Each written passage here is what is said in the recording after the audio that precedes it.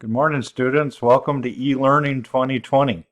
It's been a crazy time, and yeah, we're all working on this together, so let's get through it together. If you've seen, I've already posted to Schoology, but I'd just like to go through the document really quick, give you basically kind of a couple of pointers on what I'm talking about, and maybe give you a little sense of what's going to happen in at least science and possibly for a long time. If you take a look, the Fay Weekly Plan e-learning 2020. At the moment, this is the best I can figure out how we're going to run our class. In an effort for you to know what to expect, let me set some outlines, some guidelines of how I'm going to set it up. On Monday at 9 a.m., I'm going to post the whole week's worth of work on Schoology. I'm going to have all the activities for you to complete throughout the week. They're going to be set to be due on Friday of that week. You don't have to wait until Wednesday to do Wednesday's activity. You can do it at any time that you want. You can do it all in one day.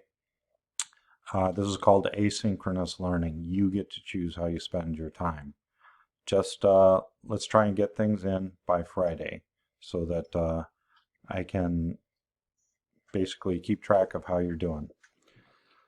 Just be sure to hit submit on any of your documents. That helps me in Schoology. In addition, every day I will check my email between 1 and 2 o'clock. So if you have something that can be dealt with over email, let me take care of it that way.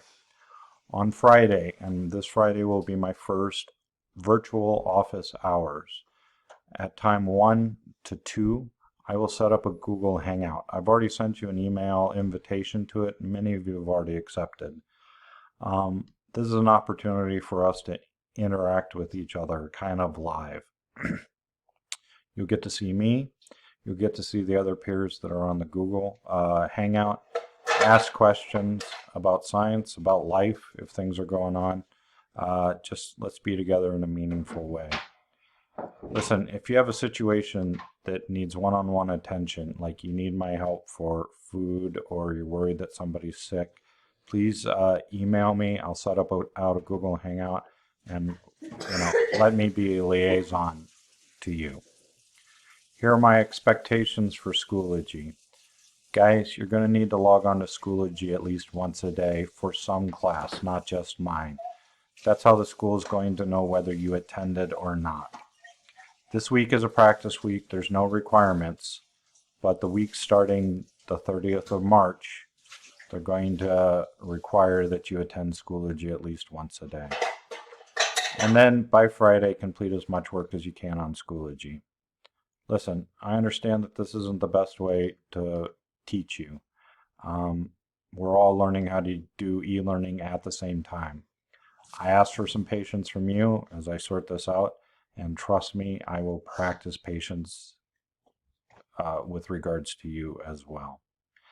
Next, we have a schedule where this is what you can kind of expect in science throughout the week.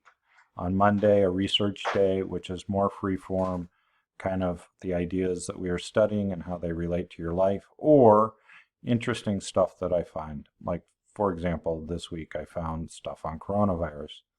Tuesday, you can expect either a reading or a reverse classroom lecture. Wednesday is practice. The homework I would normally assign, you can kind of expect. I will make my keys available on Friday. Thursday, I'm going to try and get you into lab somehow. If that's something you do at home or something you do on the computer, I want you to see science, right? And then on Friday, some sort of assessment day.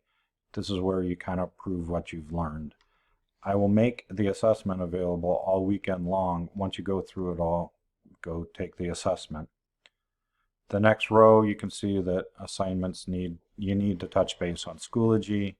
And then the next row is kind of the time commitments that I have made. All right. If we go back to Schoology at the moment, you will see that I've already put a reflection of issues around the coronavirus.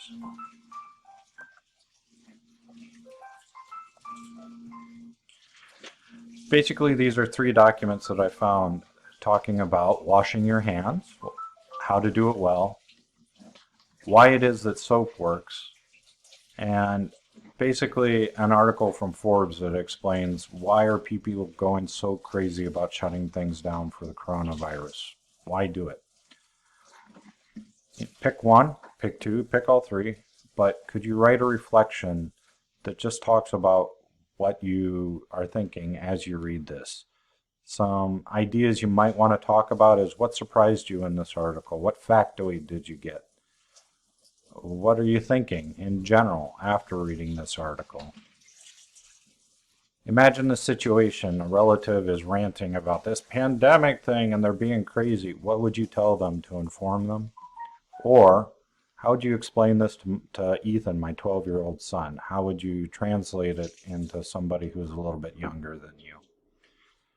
If you could get something to me by Friday, it'll be the first step and pretty good practice of what e-learning is going to look like. Guys, I miss you all.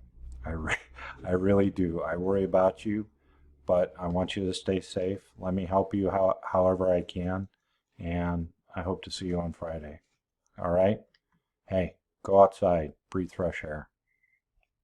Peace.